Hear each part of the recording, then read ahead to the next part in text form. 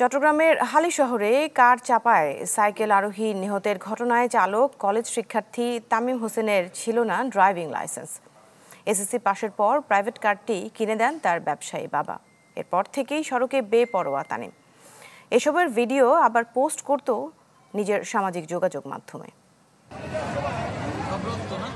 বুধবার বিকেলে ৫টার দিকে চট্টগ্রামের হালিশহর পোর্ট কানেক্টিং সড়কে দ্রুতগতির প্রাইভেট কারের ধাক্কায় ঘটনাস্থলে প্রাণ যায় ওসমান গনি নামে এক সাইকেল আরোহীর।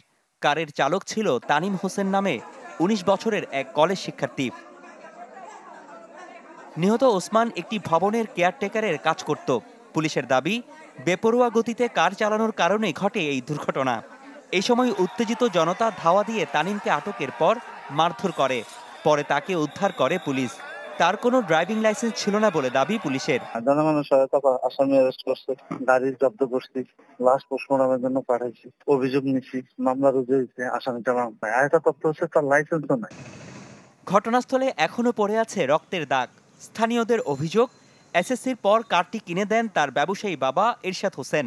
এরপর থেকেই সড়কে বেপরোয়া তামিম।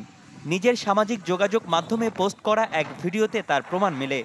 এর আগেও একাধিক দুর্ঘটনা ঘটলেও পরিবার থেকে কোনো বাধা না দেয়ায় আবারও একই দুর্ঘটনা ঘটায় বলে অভিযোগ স্থানীয়দের। যারা বড় লোকের গার্ডিয়ান, যাদের গাড়ি আছে, তারা তাদের সন্তানদেরকে গাইড করতে হবে যে তাদেরকে একটা শৃঙ্খলার ভিতরে গাড়ি চালাতে হবে। সে গাড়ি চালানোর পর একটা নির্দিষ্ট গতিসীমা আছে, গতিসীমা মেনটেন করে চালক সমস্যা নেই, কিন্তু অতিরিক্ত শৌখিনতা করতে গিয়ে যদি দেখা যাচ্ছে যে অন্যের ক্ষতি হয়, একটা দুর্ঘটনার ক্ষতি হয়, এটা তো সবার জন্য দুঃখজনক। এগুলোর জন্য গার্ডিয়ান মোটামুটি দায়ী, কারণ এই ধরনের ছেলেদেরকে আপনার লাইসেন্স নাই প্লাস আপনার দেওয়াটা উচিত না গাড়ি।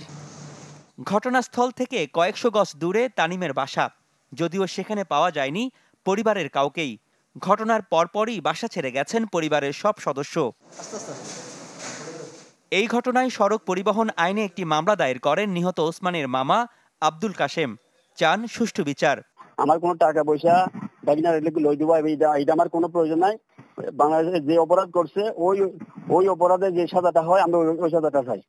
নিহত ওসমানের বাড়ি বান্দরবানের নাইক্ষ্যংছড়ির বাইশারিতে। বৃহস্পতিবার তাকে দাফন করা হয় সেখানে। ৩ ভাই এক বোনের মধ্যে সবার বড় ওসমান।